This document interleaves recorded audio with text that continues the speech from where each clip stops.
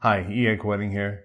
Today I'd like to talk to you a bit about sage smudging, and how to use sage to clear and banish your working area.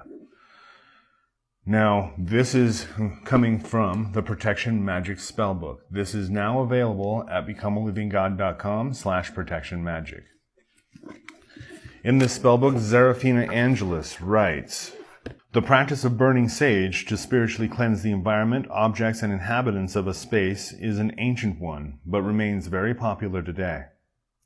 Studies have even found that certain types of sage have antimicrobial properties, benefiting us beyond the spiritual.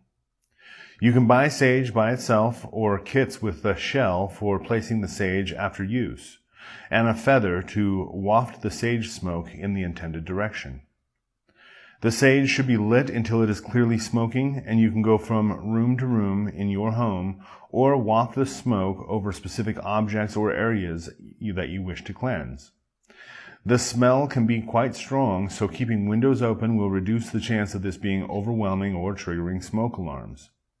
Pay special attention to the dark corners and hidden places where stagnant energy may lurk. I would suggest making this a regular practice in the same way you would put fresh bed sheets on the beds at home." So thank you, Serafina, and I'd like to just give you a bit of a demonstration of this, because I've had a few people say that they've had issues keeping their sage lit or not sure how to actually waft that smoke. So a lot of times I'll use a candle. Most of the time I'll just let it roast in a candle's flame. And you can see it doesn't catch on fire that well. It more just smolders, and that's actually exactly what you want. You want it to just smolder a bit. You can see as I'm roasting the end in the flame, finally caught on fire, and you can see it's smoking quite a bit. Now, there are two main ways that I like to actually waft this smoke around the house. If I'm cleansing a specific object or a person, I will hold the, let's say I'm going to cleanse this candle.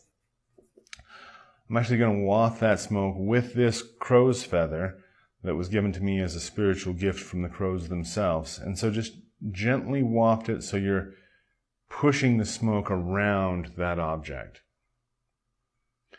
Now you can also do this with a person, wafting that smoke into that person's aura, and then I like to actually do a circular motion to not only take the cleansing smoke into their aura, but also to pull out anything that might be in there. So a little swoop motion there to push in the good and pull out the bad.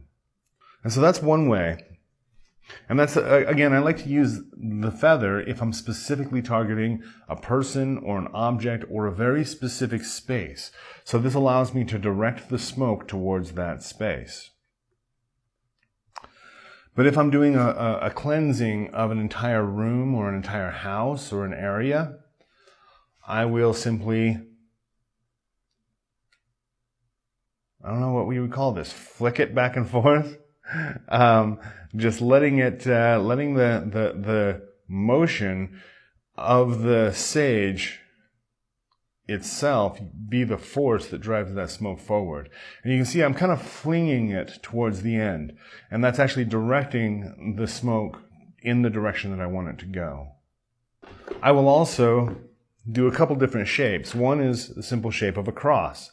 This has nothing to do with invoking anything dealing with Christianity. The cross was used long before Christianity as a measure of the crossroads, a symbol of the crossroads, the meeting between the physical and the spiritual. And so I'll do this a lot in my sage smudging. I'll also turn in circles, usually counterclockwise, to pull towards the incense smoke anything that's negative. And as they get pulled towards that smoke and they get pulled towards that funnel, then they will be then chased away or evaporated by the smoke. This is a full cleansing of the air. Even though it feels like you're just making the room smell good, you're actually cleansing all of the spirits of the air. You're clearing all unwanted, unbound spirits from the area. This is a very powerful cleansing on its own.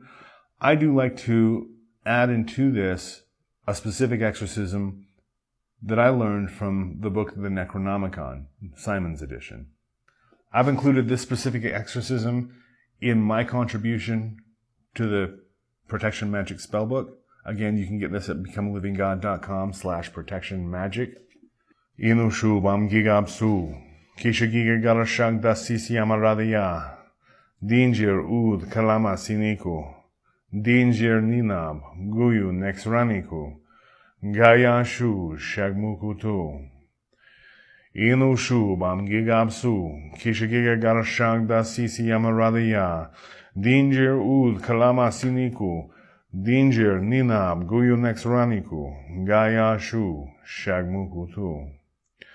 Inushu bam gigabsu, kisha giga garshag da sisi amaradaya, Danger ud kalamasiniku, Danger ninab, guyu nexraniku, Gaya shu shagmukutu.